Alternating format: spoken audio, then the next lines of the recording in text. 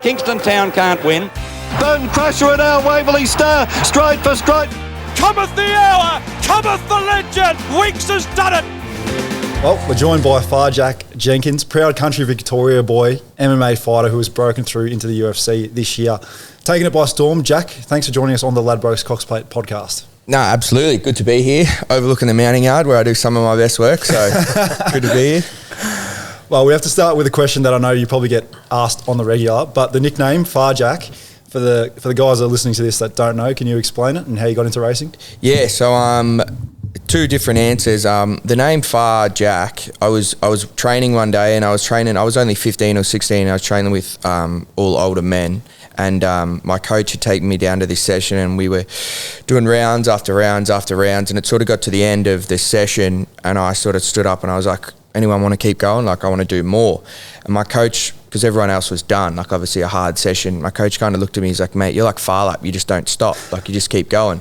And then I said, nah, I'm Phar Jack. And then I kind of just went like, oh, I like that. So I just ran with it and have been calling myself that ever since.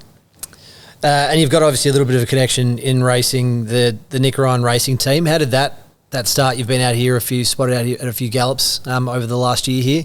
Yeah, I've just been lucky. I do have like a little bit of a connection with racing. So when I was a kid, my nana brought me to Moonee Valley when I was young, and my family are from sort of the Essendon Nidri area, and I sort of fell in love with the sport then. And then in high school, I did work experience on a farm, mucking out stables and you know, strapping some horses. And, you know, I didn't have enough time in it before I was doing other things to get really involved. And as I've had a little bit more free time with my career in the UFC now, I just want to get more involved and learn more and use it a bit more as an outlet for me.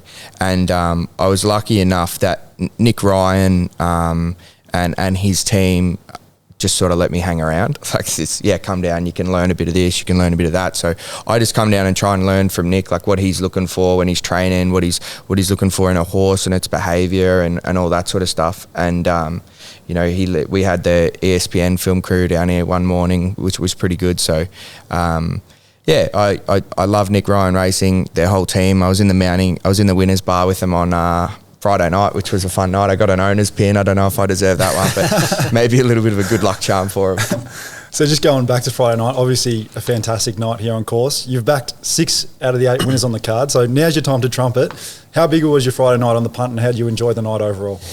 Yeah, one of the great nights at the Valley I've ever had, I reckon. I came in and the form I'd done from the day, because I was really excited about the meeting, especially a big Amelia's Jewel fan. I came down Monday morning to watch her do track work. Big Imperatrice fan. I actually backed it when it beat Giga Kick the other day here. So I came down and I'd done the map thinking it was going to be leaderish. Rail was going to be hot, and it was not going to be like that. So I thought, you know what, I'll just back him from the yard. I'll just do my mounting yard stuff, see what I like from the yard and pick them from there. So I just started shooting from the hip and I went 6 from 8, and I was turned into a rather large night actually. And I was with Billy Wild, who's Simon Wild. Billy Wild was a horse trainer, he's Simon Wild's old man, and we were standing in the yard and Billy and I both like watching him, and he said, what do you like in this race? I think it was race 3, and I said, the 1 from the 8. I reckon it'll be 1 from the 8 here. And then we've gone our separate ways, and then 10 minutes later I'm ringing him, and the 1 had come first, the 8 had come second. I'm going, I told you, Billy. I told you, mate. He's like, going, yeah, right, I settle down. But yeah, massive night. I enjoyed it. And then I think what we were doing here, like with Benny Allen on the decks, and if you were out just as a punter in the general area, or if you were a member floating between, that's more of the sort of stuff we've got to do in racing to get young people involved. Because I brought I would say I brought 8 people with me, and of the 8 of us, there was probably 2 of us that actually enjoy the horse racing, and the rest were just here for a night out. And when we left, walking up to the pub after the event, every single one of them was saying, I can't believe races are like that. Like, I had no idea that it was that much of a fun night. It was a, you know, you can make a real event of it. They sort of saw it as, you know, you put a suit on, you go, you get some photos, you leave. Whereas I think now, if we can get people involved in that way and have a few extracurricular things outside of the racing, they enjoy that, but then it also brings them back to the races, and that's a really big positive for us. Yeah. Absolutely, I think we agree, and that's what we try and do here. We do it different. The night allows that, and I can attest that Friday night was amazing. So if we can bottle that up and keep that going through the season, I think we're in for a big season. And just still on that Friday night, was that one of the best nights on the punt you've ever had, and one of the most memorable kind of tipping six winners? Yeah, 100%. Like, any time you're punting, you always got to gamble responsibly and know that it comes and it goes, and you're not always going to have those nights, especially when you are firing from the hip instead of like following a plan or whatever you're doing. So just on that, with the mounting yard, like what are you looking for in the mounting yard when you're looking at the horses? Well, I want them to be, when they walk in, up on their toes, really alert, sort of having a look around. But then once they've done a lap or two, really relaxed, nice low head. Depending on the type of race, like if it's over 1,600 or 1,200, maybe a different frame. But I like horses at the Valley to be a little bit smaller and a little bit slighter in frame. I feel like the big brutish horses sometimes struggle to get around that bend at the end. So I'm looking for nice and relaxed, and obviously how fit are they? Where's their coat at? You see some coming into the start of their spring prep and they've still got a little bit of improvement to come, still a little bit fat, whereas some of the other horses you could see were like ripped up and they were ready to go. So there's a few different things I'm looking for, but probably number one is attitude. If the favourite carries on a little bit, if something's short and it doesn't look good in the yard, that's probably your best chance to have a go. And when you're talking about all the algorithms that all the bookies use and all these big corporate bookmakers are using to beat you with their time form ratings and with where the money's going, as a punter, really your only scope outside of chance to beat them is what you see in the yard, or if you know something that they don't.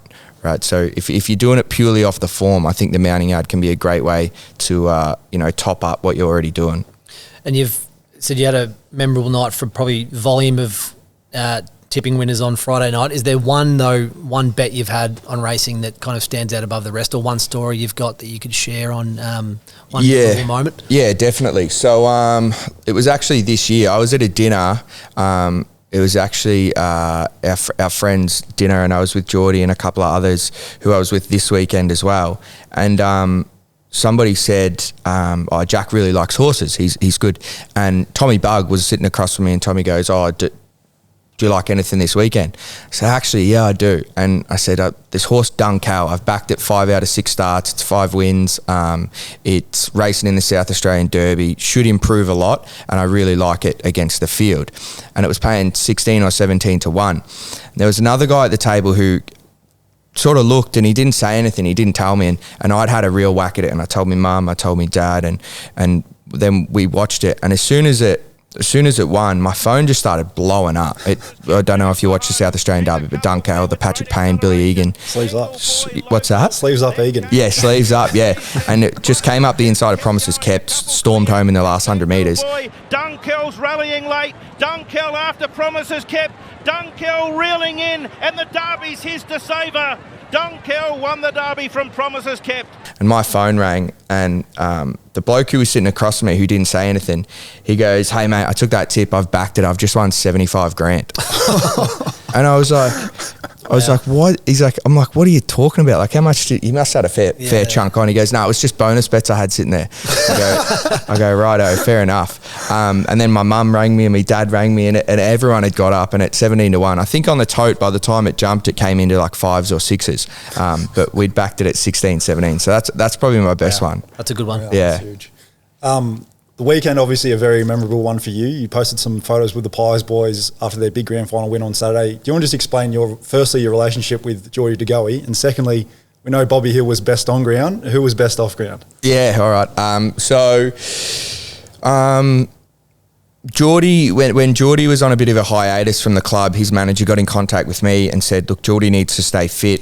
He's still committed to this season, even if, he's having some problems at the moment. And I said, yeah, sure. And we got together and we started training. And originally what I told Ryan was, look, if I get along with him and it's good, I'll keep doing it. But, if there's not much of a connection there, I'm not really interested in it. Because I got my own goals and aspirations as an athlete. I can't waste time with anything.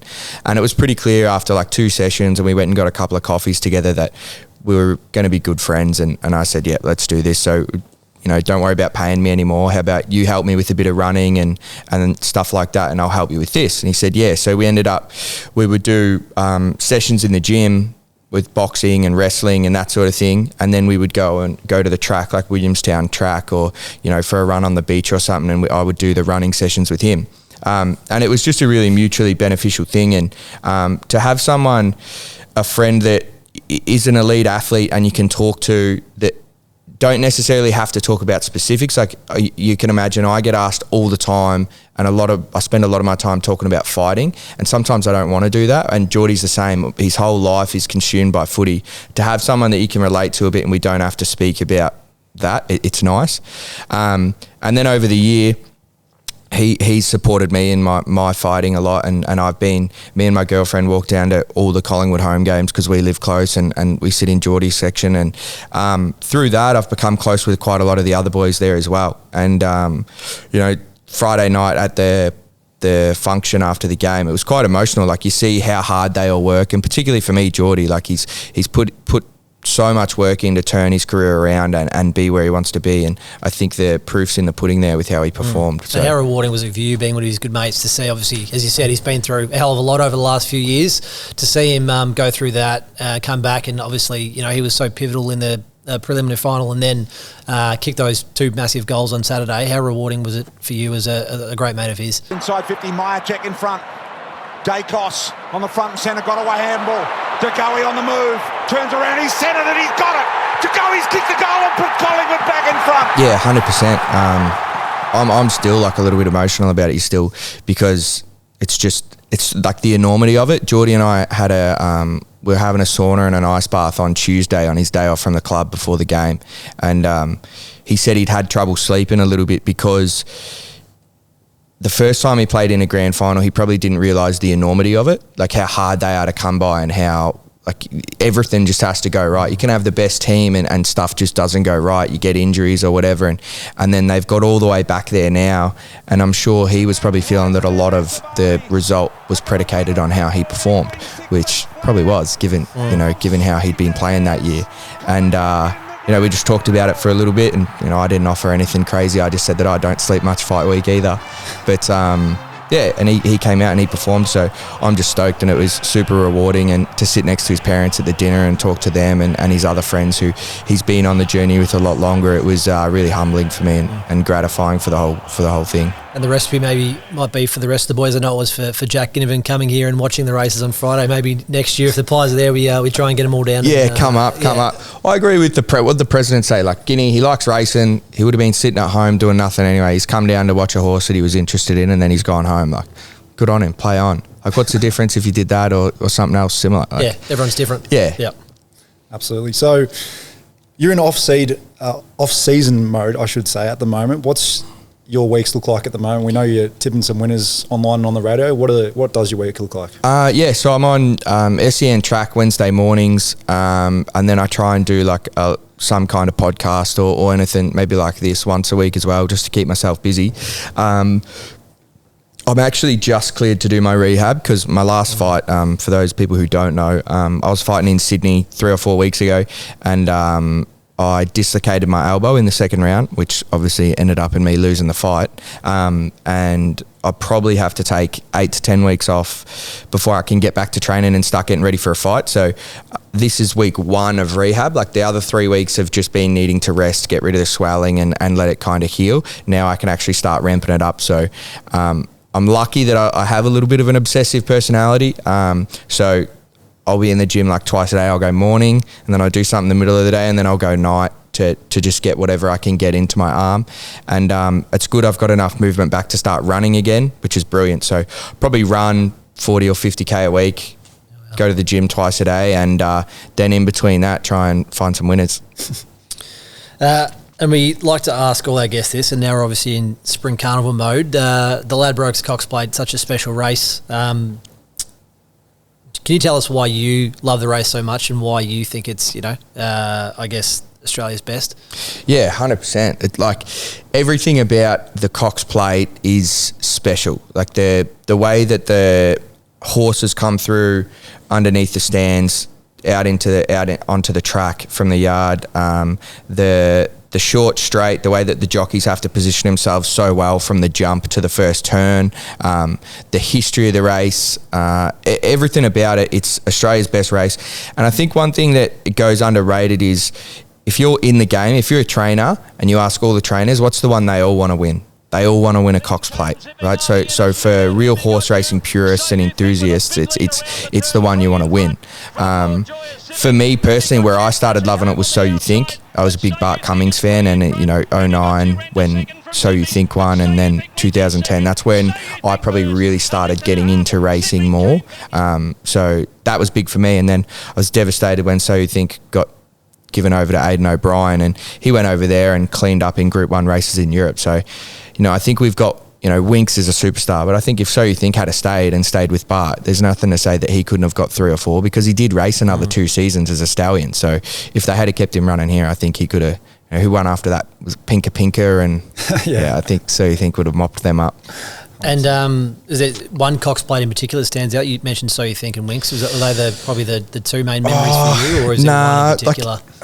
Like in my memory, or just in general? Just in general. In general, like all the way from 95 to 2005, like Sunline, Northerly, and then Mackay Diva in 05, Octagonal 95, that 95 to 2005 run where you had all the guys who are legends of the game now, and trainers that are legends, and horses that have gone on to be the best we've ever had.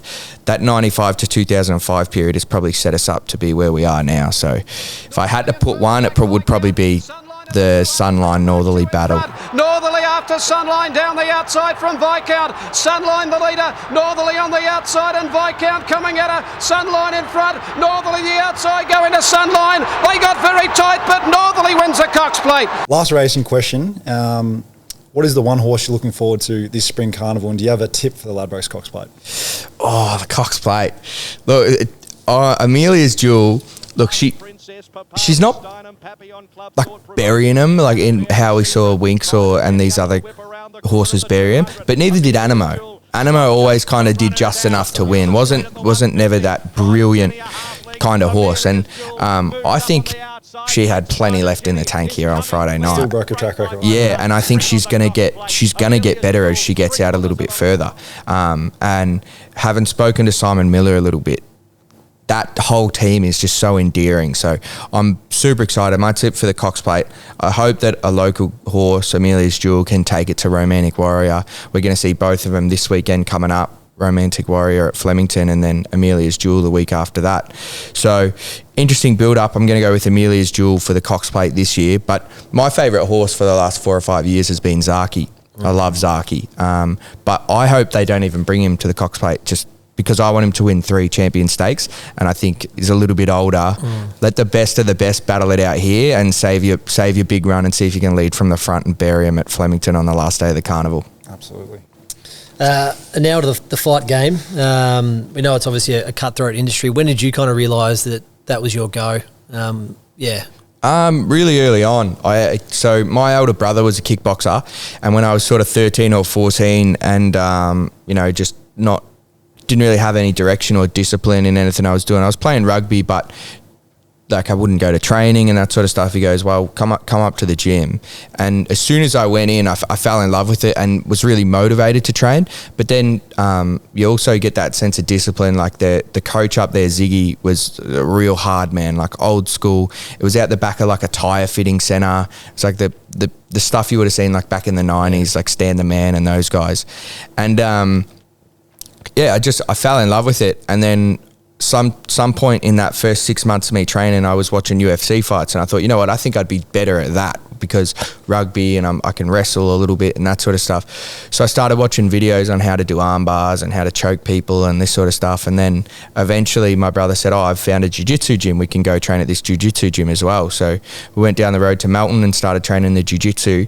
And I think I'd probably been training for 6 to 12 months, and that same coach Heath who said you just don't stop, he said to me, look, you have all the ability to go to the UFC if you wanted to. And I was only young then, and I'd probably never been told, outside of your parents telling you can do anything, I'd probably never had a coach or a teacher or someone who I respected and looked up tell me you could do you could 100% do this. And I thought, well, there you go, I probably can.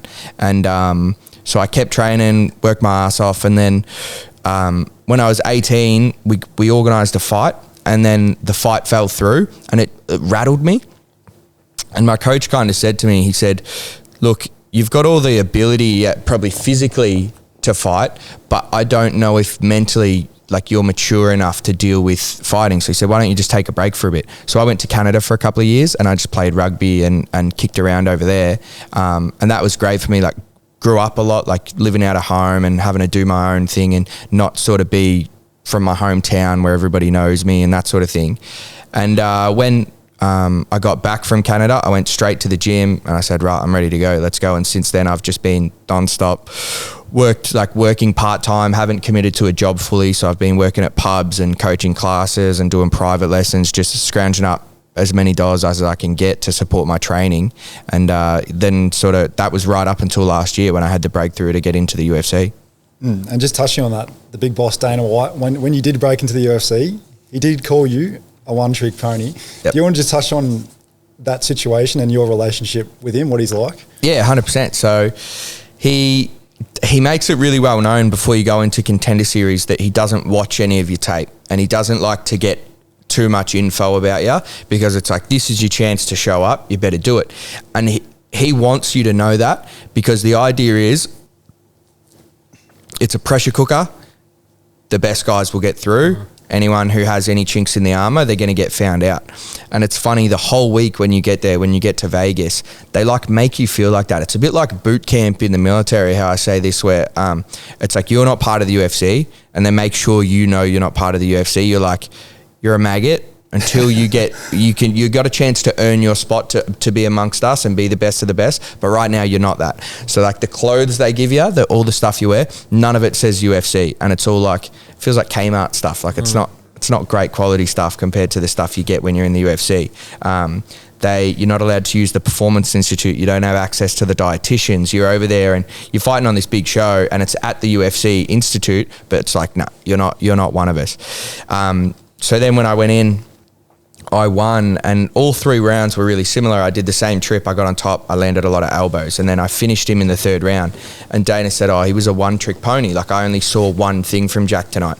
But then he said, but the matchmakers told me he's a really good kickboxer, so we'll give him a shot. And then, I think I've probably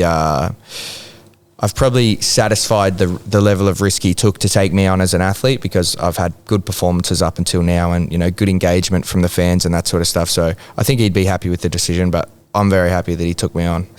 And what's he like as a person? Obviously, we say, he looks like a very straight shooter. He doesn't handle himself probably like a lot of CEOs and presidents do. And I think it's really refreshing to see. And he obviously is, he's driven that business so successfully. What's it like being part of the UFC, and what's he like as a person? Yeah, look, my dealings with him are limited. But straight afterwards, when we went out the back, he spends some time where he'll just sit there for the fighters to come up and say, welcome to the company. He gives you a bottle of whiskey and whatever. And when I spoke to him then, I said, mate, it was just like a pressure cooker here this whole week. It was like the hardest thing I've ever done in my life, like this whole week. And he said, that's what we do it for. He's like, we want to know who's got the wherewithal to stand up to it, who's going to fall away, because you can have these guys that are good on the local scene, and then you put a camera in their face and they just go to water so dealt with that, and he spoke to him for a little bit, and he was really good. And then since then, I haven't really spoken to him at all. We don't, I don't think you deal with Dana probably till you're sort of in the top 2 or 3 in your division and you're talking about title fights. Like, he keeps his eye on us, but we don't have too much direct contact with him. Yep. And do you want to just explain that process a little bit more in terms of going through the ranks and finally getting to the UFC, in terms of going, semi-pro to pro? Yeah, so you're 100% right. It's like a semi-pro. So when we're classified as professional fighters once you have your first pro fight, but especially in my weight class, featherweight is the most populous weight class. So there's more featherweights and lightweights than any other weight classes. And you have to be the best guy in your division probably for 2 to 3 years consistently before the UFC will have a look at you, and you need to win fights impressively. So I would say the average for a featherweight, you need to have 10 wins to get in the UFC, and you need you need to be sort of on a 3 or 4 fight win streak. So you can be 10-2 or 10-3, but you need to be on a 3 or 4 fight win streak, and you need to be fairly dominant on the local scene. So for me, I won my Australian title right before COVID started. So I was the best guy then, and then I defended once, I defended twice, I defended 3 times before the UFC even had contact with me. And then it was like, all right, you're the best guy, now you've got a shot, you're going to fight the best guy from South America in Freddie Linares, who I fought on Contender Series. It was like, all right, shit, here we go. And that's how you get up.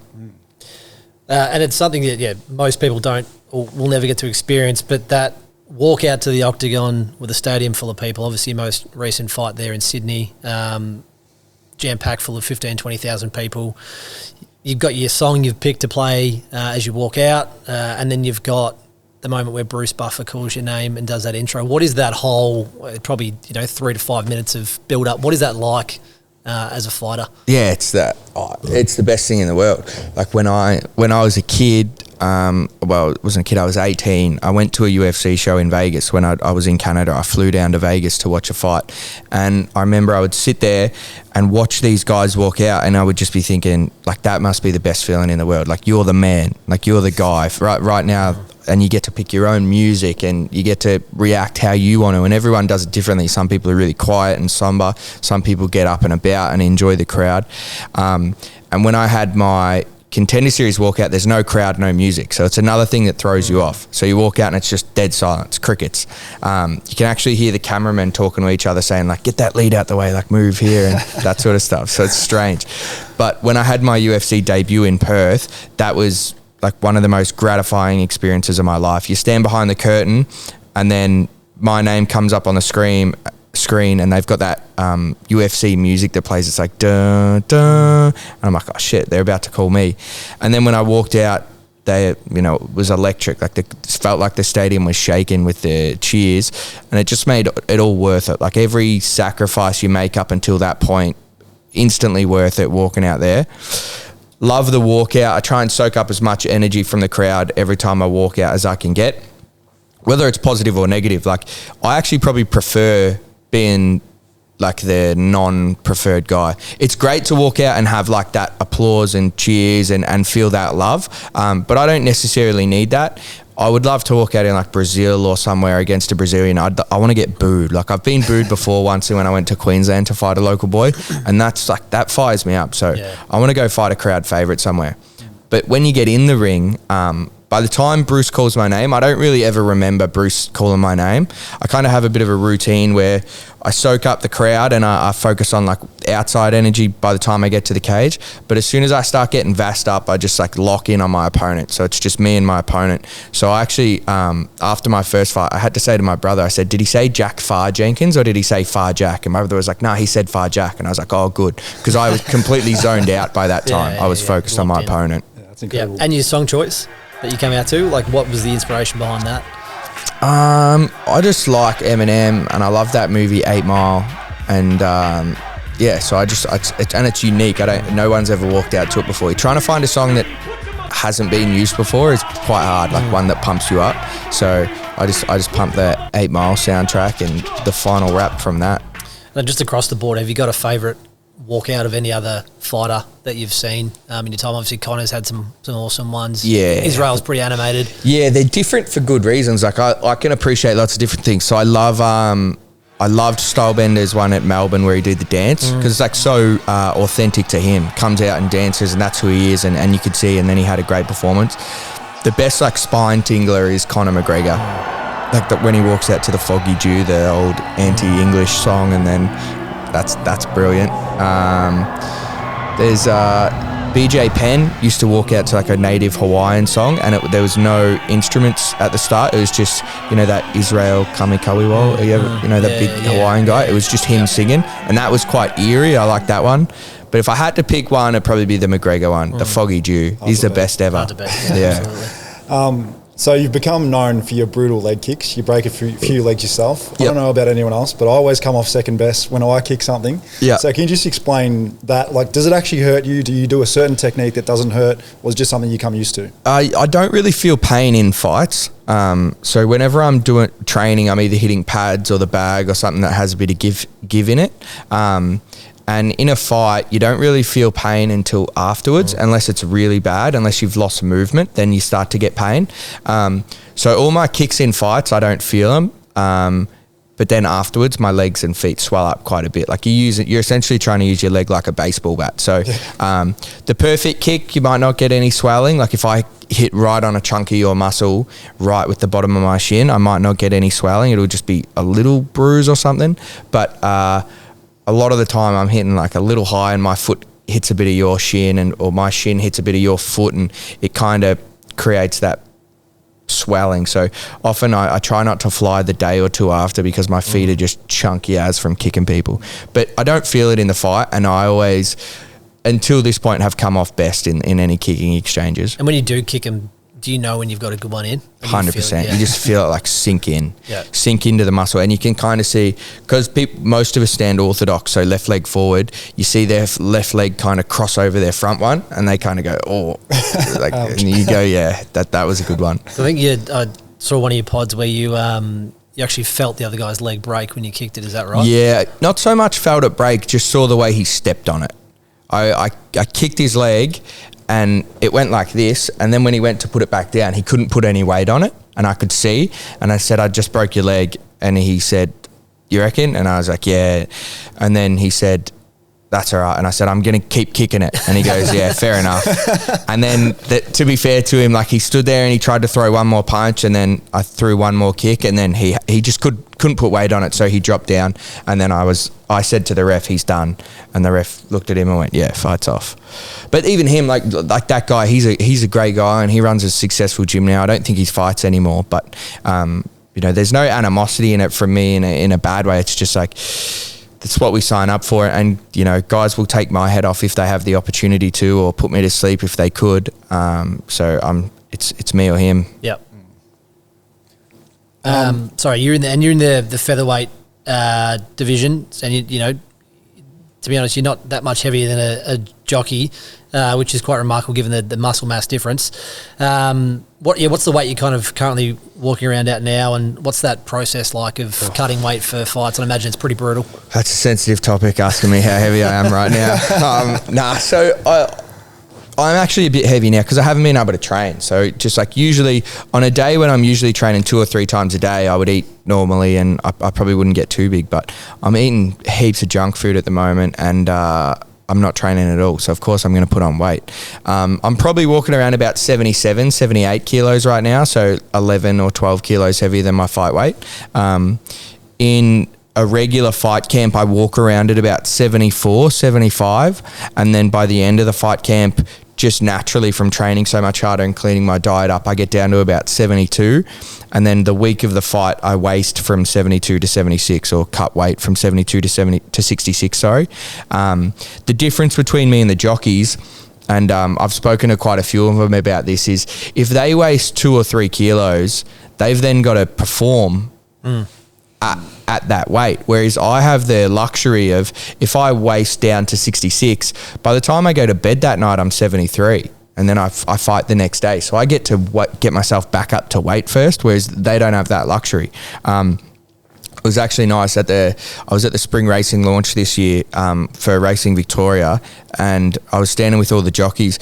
We had a nice bit of camaraderie. Every time the drinks and food platters went past us, we'd all sort of turn them down because I was getting ready for a fight. And I thought, this is one similarity we have. We all have to knock back the nice arancini balls and this good food that's coming past. Do you cut weight pretty easy, or is it? I know it's different for different people, but are you pretty good at cutting weight, and you do it quite easily? Yeah, I'm pretty good at it. I actually want to get a little bit lighter for my next one. I made weight really easy this time. I just would like to have a little bit more energy towards the end of the week. So I think I'm going to try and get a kilo or a kilo and a half lighter for this one, my next one. And the good thing is I have quite a lot of time. A bit of a forced layoff can help. Like I had 4 fights in 11 months gone past then.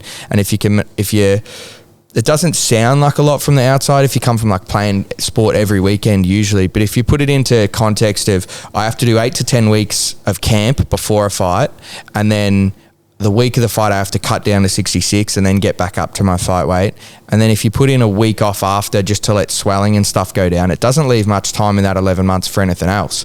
So probably towards the end, I was just at the end of my prep. I was right, and this didn't have any impact on the result of the fight. I just got beaten fair and square. I made a mistake.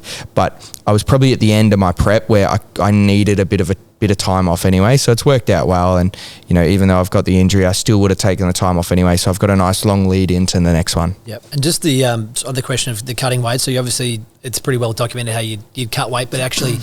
How does it work putting that back on for the fight? Is it just water? Is it food? What's the process to put that weight back on? Yeah, it's like very scientific. So once when I get to fight week, I tell all the dietitians exactly what my weight is, and then every morning I go down to collect my food for the day. The UFC provide it all, and the company that I work for with my dietitian, they provide the plan, and then the UFC cooks it all. So every day my weight gets lighter and lighter, and they know like roughly what's going on with my body. And then after weigh-in, I get an A4 sheet, and it says like 0 to 15 minutes, drink shake 1. 15 to 30, drink shake 2. 30 to 1 hour after the weigh-in, you should drink this litre of this. And then it'll say have a break for half an hour and see how your stomach feels. Make sure you're sort of sitting well on it, and then introduce some solid food here, and then drink this. And it's like measured down to like the milligram of sodium that I'm taking in, and the food. They'll give you like, all right, do you want the chicken option, or do you want the beef option, or do you want the meat-free option for the food? And you just make your selections, and they just make it all for you. It's pretty handy. Pre-fight meal that you go to, or pre-fight routine? Yeah, so before straight after weigh-ins, the first thing I always eat is pancakes, because like super high GI, so you want to take in as much carbs and sugar as you can immediately and try and get it back into your muscles, because obviously we're no carbs for the week of the fight pretty much.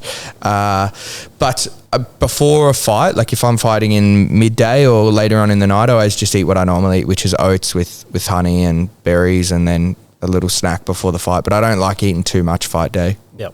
Do you have a favourite moment in the octagon or favourite achievement so far?